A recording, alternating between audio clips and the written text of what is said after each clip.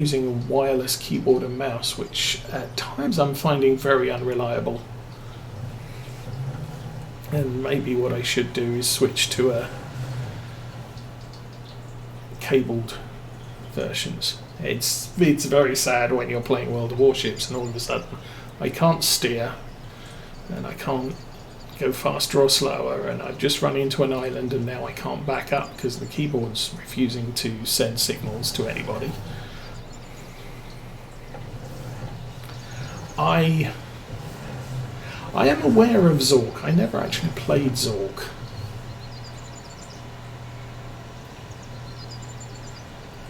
My early PC career was an Apple II Plus and then an Atari ST. So Apple IIs didn't have much in the way of anything except there was a Galactic Empire, which it was a galaxy of about 20 planets, and you had basically a battle star that carried fighters and ground troops, and you had to conquer the world, conquer the universe. There was the old 10x10 Star Trek game where you plotted everything, and the Enterprise had 4,000 power, and once that was gone, you were dead.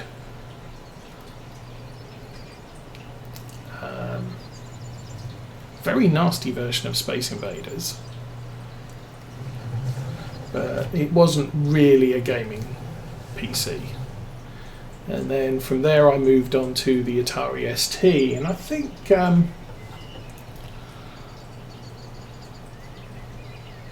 what did I have? I had Sub Battle Simulator, and I can't remember who did that, but I preferred it to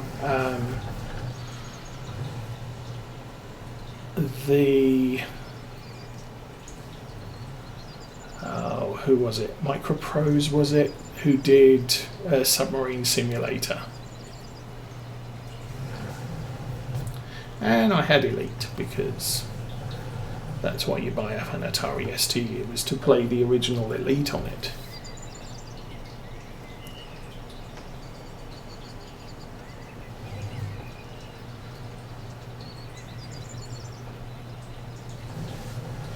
And then from there I got into PCs. Never owned a console.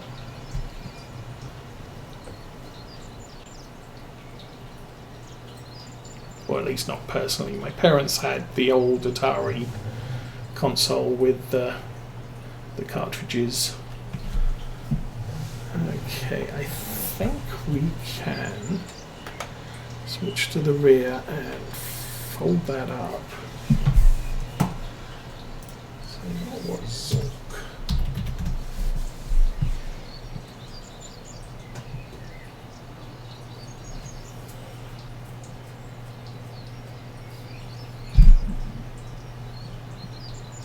Oh my goodness.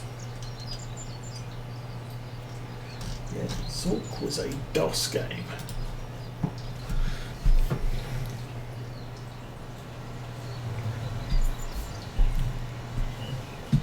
Now, early PCs, I did play, what was it, X-Wing and TIE Fighter.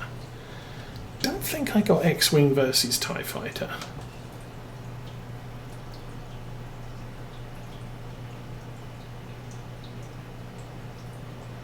And go.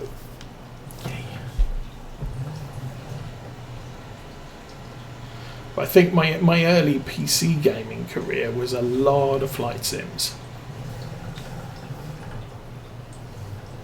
Frontier Elite, Microsoft Flight Sim. I think I got IL-2 when it first came out. I did get another flight sim which, with the PC I had, was completely unplayable because the way they kept the graphics resolution high was they basically shrunk the sides of the screen in. So if the graphics got too intense for your system, or the response of the graphics was too intense, it would reduce the width of the displayed area. And I quickly found that that doesn't really work for a combat flight sim, because I'm trying to lead an enemy fighter, and at the angle it's coming in from, it first of all its tail disappears, and as I'm then banking it, trying to follow it, the entire plane disappears off the side of the screen because the side of the screen isn't displaying. And I got fed up with that, so I quit that one. I mean, it was an interesting concept for basically playing a high resolution game on a system that was completely inadequate for it, but unfortunately the solution doesn't lend itself well to what you need to be able to see when you're flying a combat aircraft. Never really got into jet planes. Then outside all of that, lots and lots and lots of strategy type games like Civilization and SimCity and that sort of thing.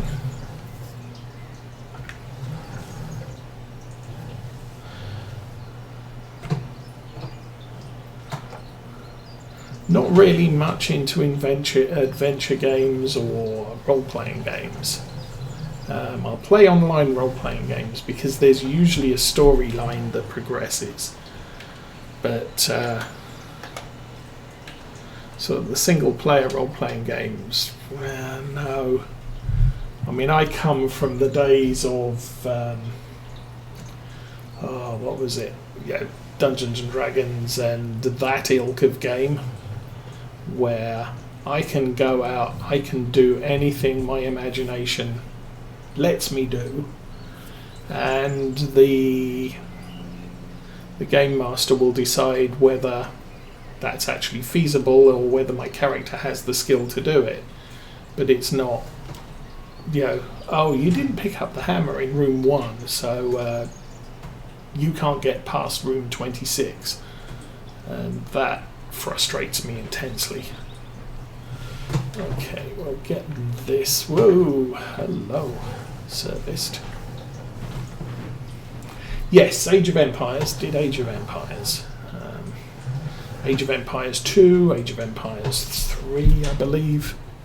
I did a fair number of Civilizations, but I eventually got to the point where, not so much.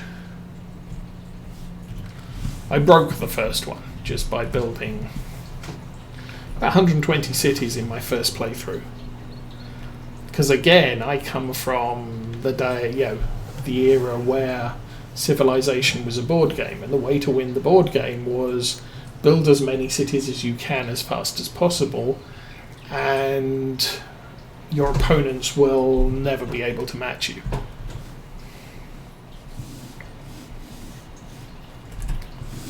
But,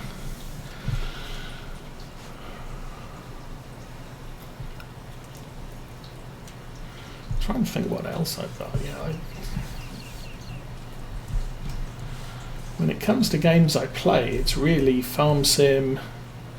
I'm playing Hearts of Iron 4 at the moment, which is another one of those sort of hexagonal base counter board games transposed to PC.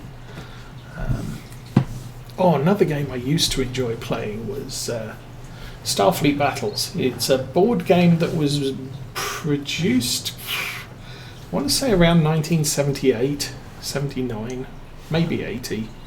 And it was based on the original series of Star Trek. So basically, Federation, Klingons, Romulans, and Gorn as an original. Then what was it? The Kazanti, which were introduced in the animated series.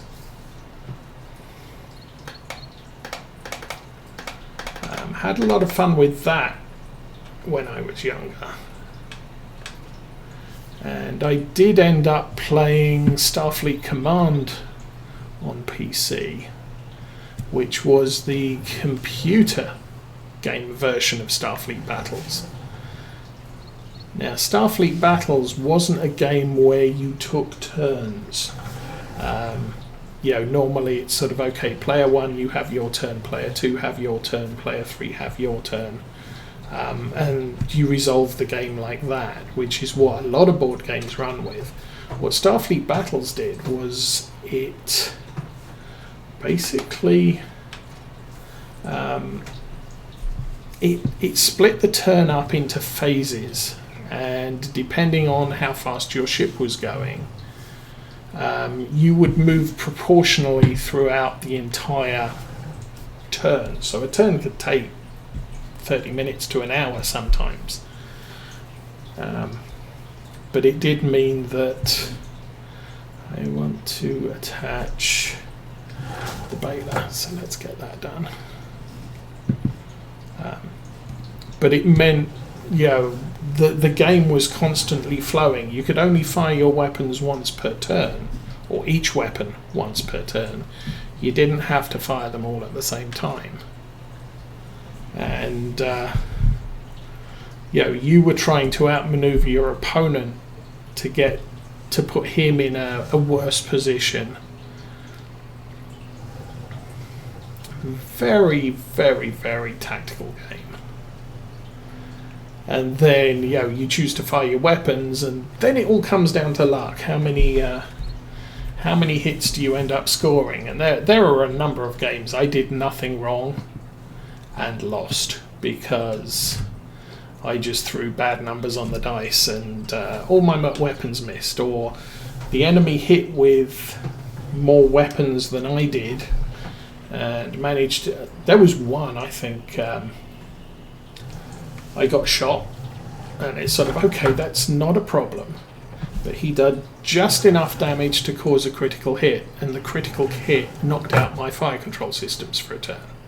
So I was then unable to return fire, and he was then able to maneuver to an even better position. He held his fire as soon as my fire control was down. He just held his fire until he was in devastating range, and then shot at me and basically wrecked my ship.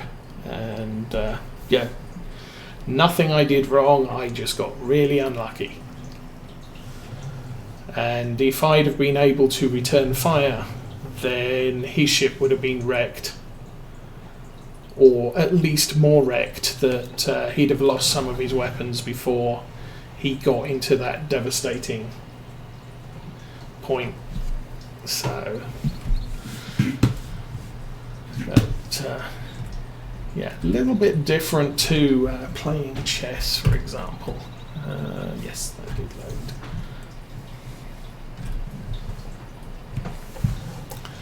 Where chess is all tactics and skill, Starfleet Battles was significant amounts of tactics and skill, but random numbers could really mess your day up, or alternatively mess the other guy's day up.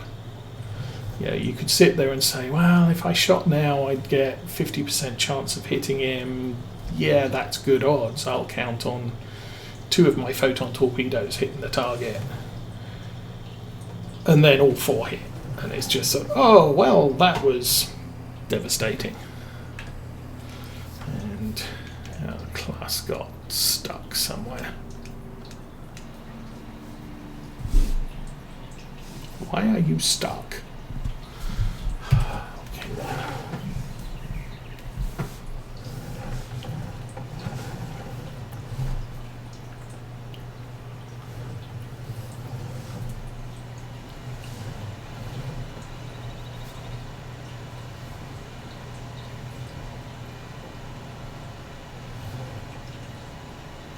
And then with a lot of those games that I played, there were some of us who owned the games, knew the rules inside out. We were teaching other people, and so generally the most experienced players would lead a team of rookies. And there was one we played where I can't remember what the enemy team was playing, but took them 3 turns to arm their torpedoes, and it took us 2. We were playing Federation. I think they were playing Romulan. And so it's sort of, okay, well, we're going to have to delay. No, it wasn't. They were playing Klingon, so their guns were available immediately. But anyway, they sort of, okay, we're going to have to... Whoops, wrong button. They should come running across the map and just empty their weapons into us, while we were delaying loading our weapons.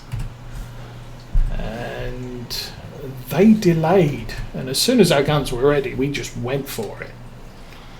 And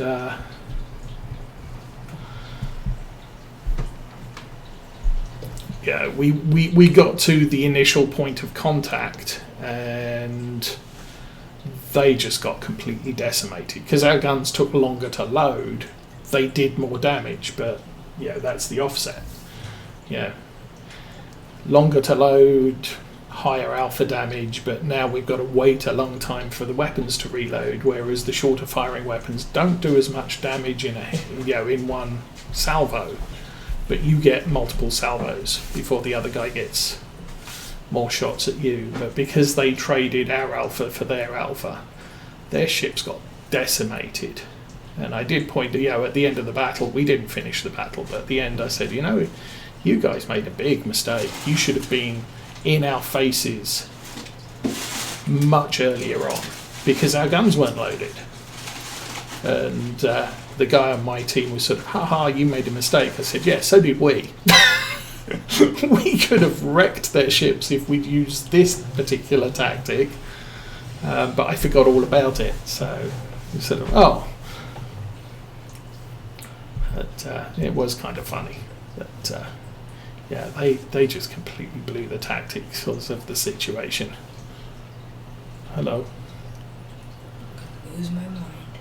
Okay. Still can't find them. I don't know. I even checked my garbage just now. Oh, come on, tractor.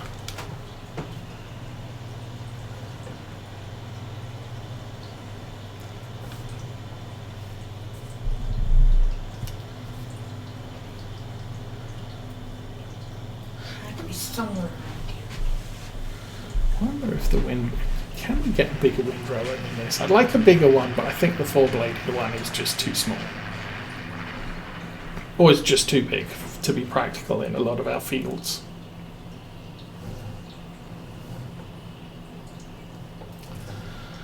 Anyway, we are being followed by the bale maker, and it looks like he's producing bales quite nicely.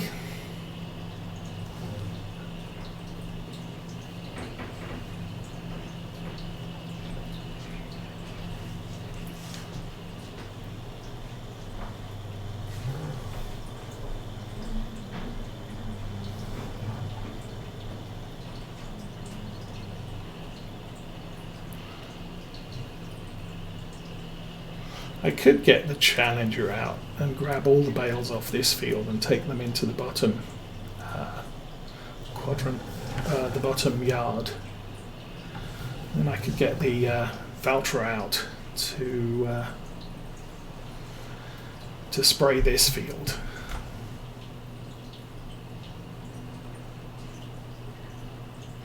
Gets things moving along. I mean, it's 10 o'clock in the morning already. We started this game day at 10. I did start the playthrough a little bit.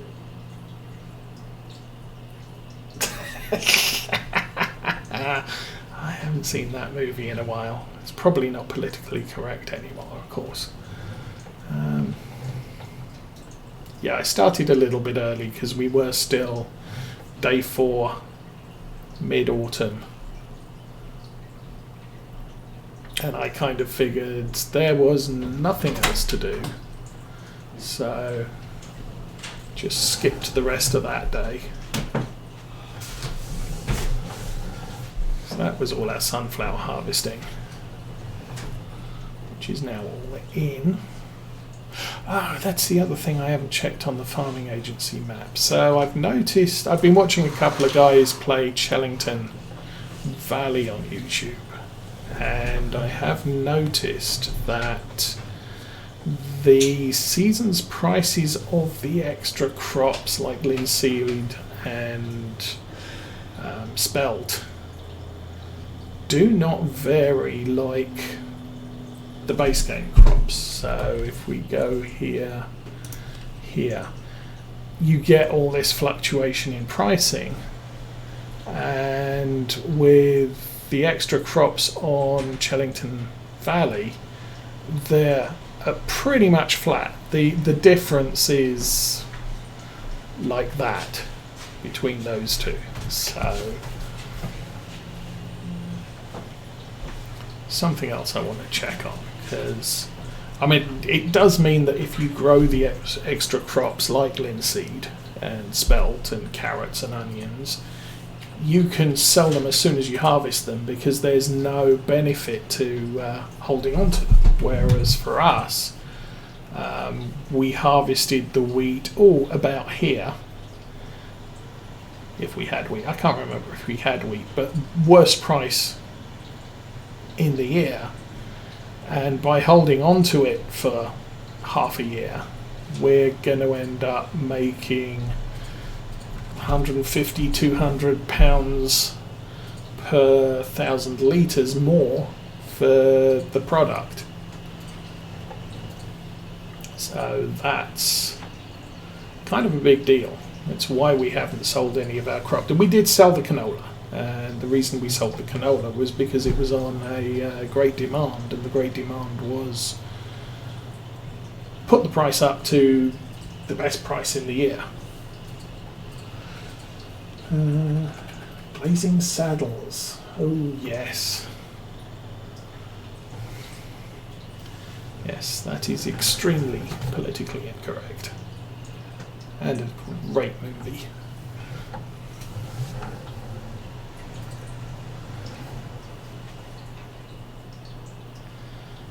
But then you've got, what was it? The latest I've heard is Disney are putting sensitivity warnings on the front of Dumbo and Peter Pan and the likes, and it's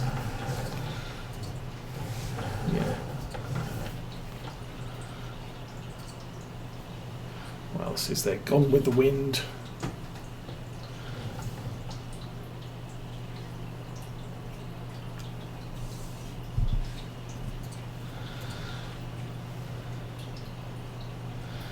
But I'm right up there with was it Ricky Gervais and John Cleese, and you can't be a comedian today.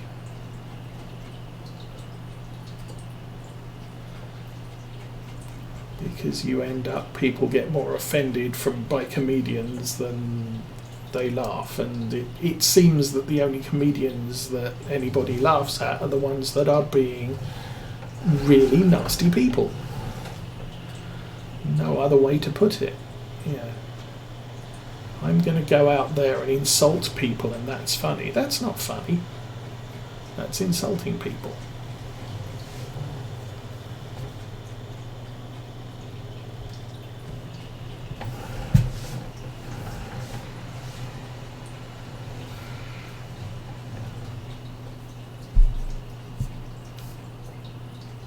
Because it's not insulting generic people, it's insulting specific people. Now you can argue that playing with stereotypes is insulting people, but nobody's really a stereotype.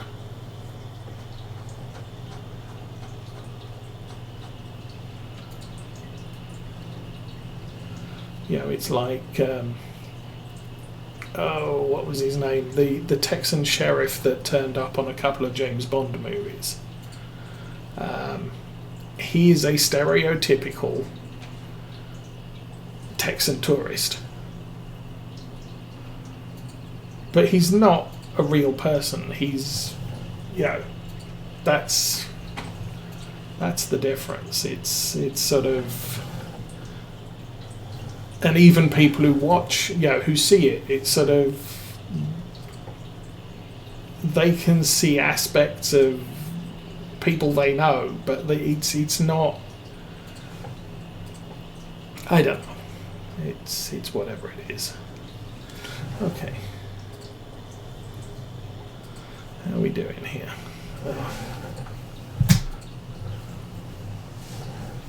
We'll go around this one, and then we'll go up and down. How about that? Probably works. He's out of the way.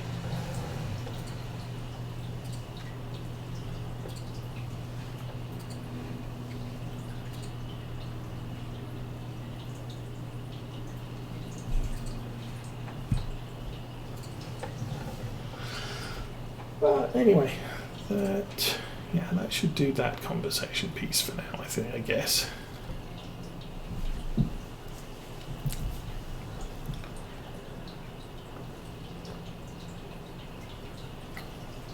How are we doing? 10:30 real time, or 10:30-ish game time. So yeah, as soon as I finish up with this stream, I will grab food, and then I'll be down in the basement nailing cable to the roof.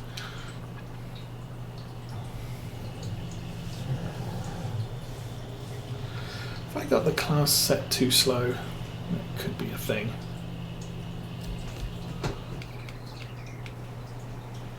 No.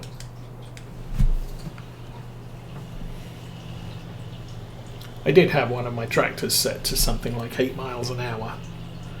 I can't remember why. We were doing something and outrunning the other. Oh, it was last time we did grass cutting, and I had a tractor doing the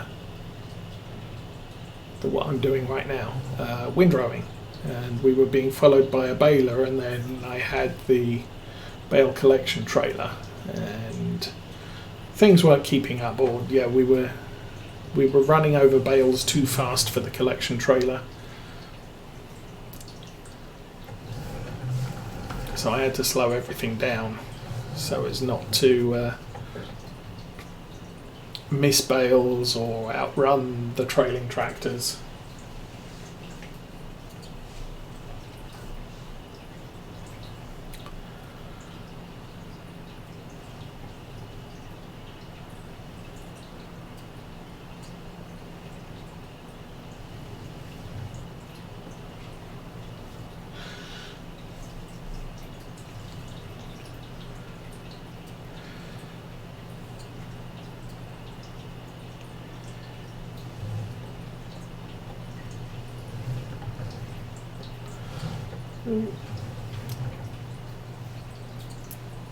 Well, I'm kind of doing okay here, I think. I wonder how many bales. This is just the first field, isn't it? Oh, do not drop that there. Bad, bad, bad.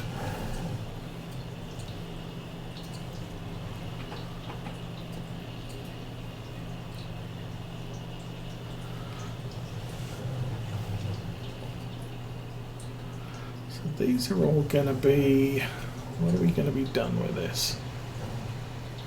I don't think it's going to take long to do the grass operations today, so